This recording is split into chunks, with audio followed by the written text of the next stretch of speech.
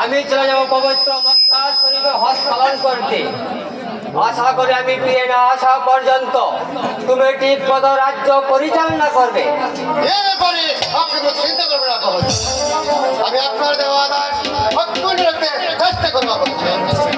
মনে রেখো পুত্র, আমি এই রাজ্যের অধিপতি। আমার ছেলে হয়ে তুমি প্রজাদের সঙ্গে কোনো অন্যায় কাজ করবে না।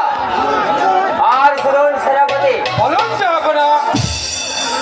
আজ হতে নিজামের দায়িত্বভার আমি আপনার হাতে তুলে দিলাম। আশা করি কোনো প্রকার ত্রুটি হবে না।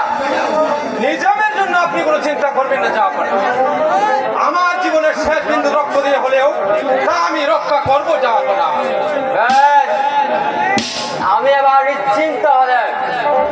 বস বস পুত্র, বস এই সিংহাসনে।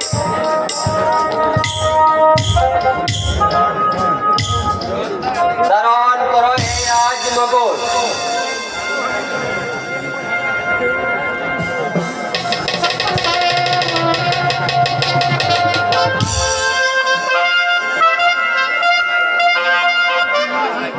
আমি তোমাকে এই সিংহাসনে বসে হাসি মুখে চলে যাব পবিত্র হজ পালন করতে। আপনি আমাকে আশীর্বাদ করাতে হবে। আমি যেন ঠিক মতো রাজ্য পরিচালনা করতে পারি। আমি তোমাকে আশীর্বাদ করছি পুত্র, তুমি দীর্ঘ বিজয়ী হও।